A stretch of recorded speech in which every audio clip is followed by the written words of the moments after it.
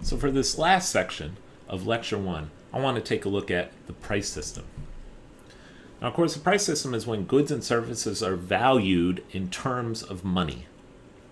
Now, it's important to remember that prices, while they are the result of human action and action of, in our case, millions of individuals, they are not the result of human design. They are what the Austrian economist Friedrich Hayek called a part of spontaneous order through the millions of different economic transactions that happen every single day with the influence of supply and demand. The prices spontaneously emerge, not through the result of any central human designer. Friedrich Hayek argued that if any single man or any single institution had invented prices, it would be considered one of the greatest, maybe the greatest invention in human history. That's how important and critical prices are. We take prices for granted. You've got to have prices. And especially the free movement of prices. Prices coordinate economic activity through the use of price signals. Price signals are the primary method by which information is conveyed to consumers and producers. Again, we take this for granted. We don't even really think about it. In fact, me even saying, talking about prices as if maybe if prices were invented, it sounds quite foreign to us. It's just completely natural to have prices. If you think about it, prices, an economy could not function without these price signals. The price of, through price signals, the price of scarce goods are bid up, and the bidding up of those scarce goods then makes their production attractive. It sends a signal to potential producers of that item, hey, this is a profitable thing to produce. And so more people will, or more businesses will produce that good because now the price is higher, and then the greater supply of those goods on the marketplace will eventually bring the price back down again. If a particular good or service is in oversupply, then the price is reduced, making it less attractive to produce that good. You are very familiar with this chart here, the supply and demand. Let's say this represents the price of a particular good. The first demand curve, this would have been the equilibrium, the price. But then let's say all of a sudden the demand curve shifts to the right, and there's a higher demand all of a sudden for that same good. The price will go up. That sends a signal to these guys, to the supplier. Hey, it's more profitable to produce this good now. And so the supply curve will shift to the right. And you'll have to imagine that new curve here, bringing the new equilibrium right here, if you can see my mouse. Right? And it doesn't always work out in that way. Perhaps the price may remain higher for a period or go even lower. But that is the basic idea here of how price signals work. Let me give you a concrete example. Does anybody remember this item here on the screen? The Microsoft Zune. Now, back when I was in my early 20s, MP3 players became all the rage. And I jumped on the iPod pretty early. I got my first iPod in 2003. Loved the iPod. I actually still use an iPod today, believe it or not. Well, Microsoft introduced a new product as competition to the iPod in 2006 called the Microsoft Zune. And when the Zune came out in 2006, all this fanfare, I can't remember the original price, but it was somewhere in the range of $200 to $300. And all this fanfare, pretty quickly after the Zune came out, word of mouth spread, the news that this was not that great of a product. I remember my brother, the Black Friday sales that you had the day after Thanksgiving.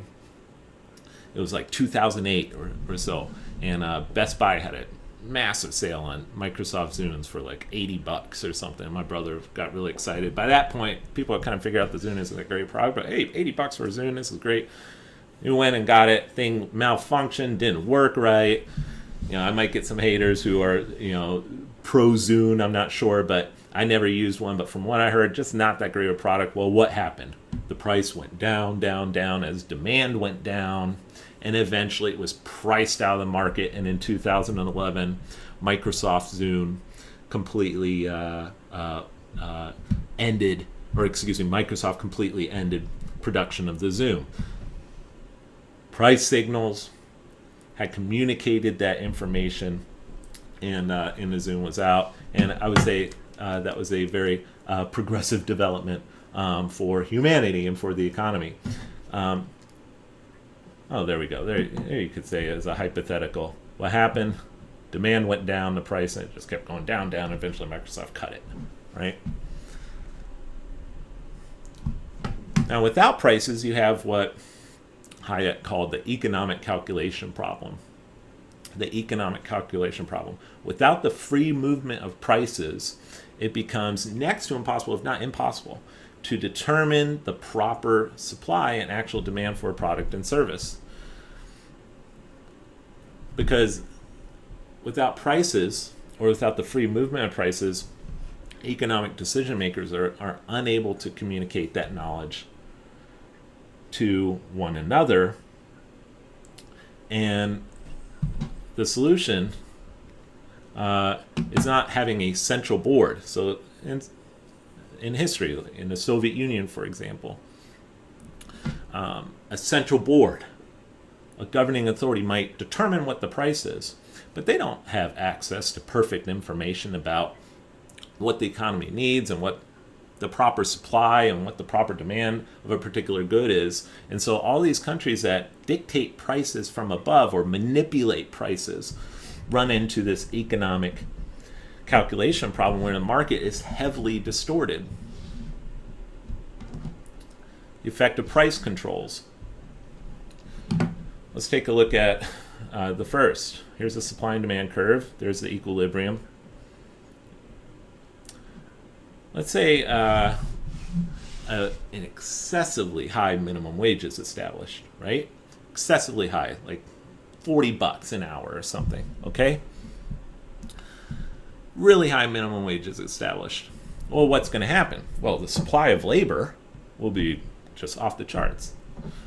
At $40 an hour, a lot of people are going to be willing to work at $40 an hour. So the supply of labor, very, very high. But how many employers are going to demand labor at $40 an hour? Way down here. So what do you have? You have a surplus of labor, i.e. unemployment, right? So excessively high levels of minimum wage can cause unemployment. Let's take a look at the inverse problem. Let's say that a central board determines that $3 or $4 is too much for a gallon of milk. Now that's the price that's has spontaneously emerged, about $3.50 or whatever. That's too much. We want milk to be available at $1 a gallon, and so that message is put out: $1 a gallon milk. Sounds good, right? Well, it has some unintended consequences. Why? Oh, people are at $1 a gallon going to be drinking a lot more milk, right? The demand for milk at $1 a gallon will be off the charts. But at $1 a gallon, how many people are going to be willing to supply that milk? So what do you have? Shortages. Shortages, okay? This is just a basic example of what can happen when the price system is not allowed to function freely. All right, and we could go on about this. One consequence of when you live in a really large country like ours, when the economic community widens, the each participant in the market has less and less of an impact on prices. And so that's one criticism of the price system, that the impact of the individual buyer or the individual seller on the determination of prices in that widened market is diluted, because there's so many other millions of other alternative sellers and buyers, and so you don't really, as an individual, have any say in the matter. And so that's one criticism that's been leveled at the price system. But the price system, absolutely critical for a functioning economy. Let's look at the price of one particularly important price in our class, and that is the price of credit. The price of credit, the interest rate, right? Or actually, the more accurate way to state it, the price of borrowing money. The price of borrowing money. Credit, of course, the granting of a loan and the creation of debt. Credit is a method of deferred payment. And as a college student, I'm sure you know all about that, right? It's necessary for very large, expensive projects or tuition. And the expectation is there, at least if you're borrowing wisely, the expectation is there that the investment you're making will procure enough funds in the future to repay that debt, right? So, but there's a price to borrowing money. You don't just get to borrow money without, for free and just pay back the principal with no interest. The interest rate is the price of borrowing money. And the interest rate itself also works on a supply and demand basis, and it reflects the relationship between the supply of loanable money and the demand for loanable funds. And here too, the price signal functions. If the interest rate is very high, that sends a signal, a price signal out there that there is a very high demand for credit. Interest rate's high, it's very difficult and costly to borrow money. So what does that send a signal to? People with money. Hey, there's a high interest rate. You can lend out your money at quite a profit. So people with the means to lend money when the interest rate is high will save, will lend their money out, which will create the supply curve of loanable funds will shift to the right, causing the interest rate to drop. Vice versa, if the interest rate is very, very low, that discourages saving and discourages people from lending out money, and it brings and it restores the interest, brings the interest rate up a little bit. That can be good if you don't want borrowing to be too easy.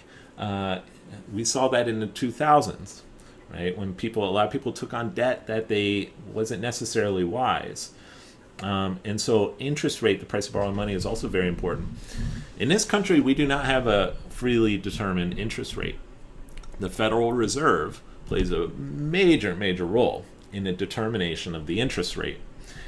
And we'll get into all that later, but the role of the Federal Reserve in determining interest rates has quite an impact on the economy and can distort markets. We saw that a bit in the 2000s with the housing bubble, but with a free price mechanism, that's how the interest rate works. The introduction of the central bank complicates things a bit with the interest rate, but that is later in the course. Last slide here, two definitions that's obviously important to know when we're talking about prices. There's a price to money, you may say. Inflation is when the value of money is falling. The value of money is falling. Now, when the value of money falls, you want to spend as much money as you have in that moment, because if you hold on to that money during a period of inflation and you save, that money in the future, because it's falling, will not have as much value as it has at the present. And so you spend as soon as you get that money if the inflation is bad. When the value of money is falling with inflation, this benefits debtors who can later repay previous debts with money that is not as valuable as it used to be, and it injures creditors. I sometimes am very hesitant to bring up the fact that if there was a lot of inflation in the United States, it would wipe out most of your student debt. It would also cause a lot of economic havoc. So you have to weigh, the costs and benefits of things. But that is inflation. Deflation is when the value of money is rising. And in this case, this discourages spending and encourages saving, because if you have money and you know that day by day, month by month, year by year, the value of that money is increasing, is rising, you're more likely to hold on to it, knowing that in the future it will be more valuable and we'll be able to acquire more things. This can be destructive if it gets very severe, because if the deflation is really steep, few people are spending money and there's little money in the economy to circulate. We'll see examples of both inflation and deflation in this course. And of course, deflation injures debtors and benefits creditors. Okay, that's all for lecture 1, and I will see you next time for the second lecture. So long.